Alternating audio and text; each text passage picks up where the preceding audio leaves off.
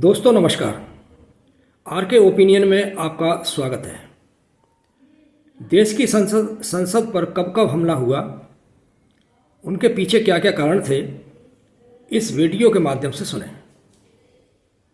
8 अप्रैल 1929 को दिल्ली की central assembly में वायसराय पब्लिक सेफ्टी बिल पेश कर रहे थे। उसके बाद बिल कानून का रूप लेने वाला था। दर्शन दीगा भरी हुई थी। भगत सिंह आज़ाद और बटुकेश्वर दत्त ने इंकलाब जिंदाबाद के नारों के साथ बम फेंके और इंकलाब जिंदाबाद के नारे लगाते रहे। बम फेंकते वक्त इस बात का ध्यान रखा गया था कि किसी को चोट ना पहुंचे। साथ में सदन में पर्चे भी फेंके गए जिस पर लिखा था कि बहरे कानों को सुनने के लिए धमाकों की ज़रूरत होती है। इसके बाद में क्या हुआ आप सबको मालूम है। एक संगीन आरोप देशद्रोही का लगाकर उनको फांसी की सजा दे दी गई।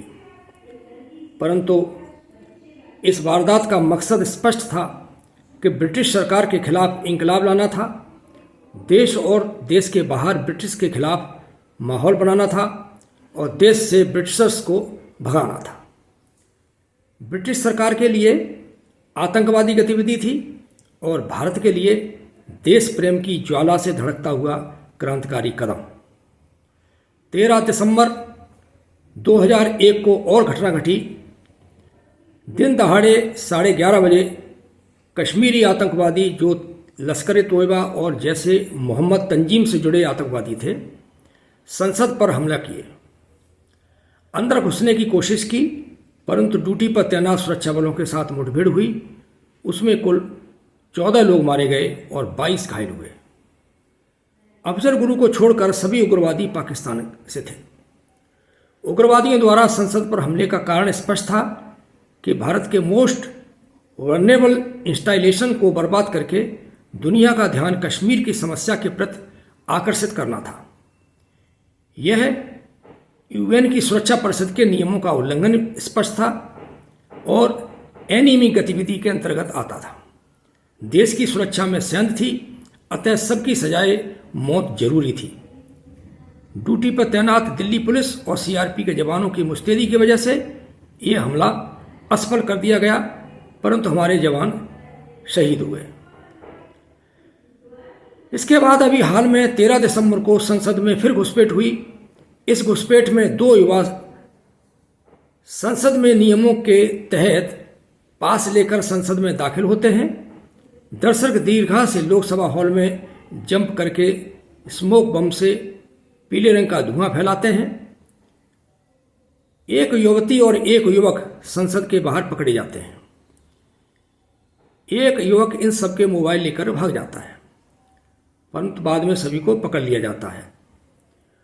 उनके खिलाफ विधि विरुद्ध क्रियाकलाप अधिनियम, आतंकवाद रोधी कानून की धाराओं के साथ आपराधिक साजिश, लोक सेवक के कार्यों में बाधा डालने से संबंधित आईपीसी की धाराओं के साथ केस दर्ज किए जाते हैं। गौरतलब रहे कि इनके पास संसद में आगंतुक परिदर्शक होने का पास भी था। इस घटना से संबंधित सभी डिटेल्स समाचार पत्रों और खबरों में आ रही हैं, वो एक अलग बात है। संसद में विजिटर्स के नियम बने हुए हैं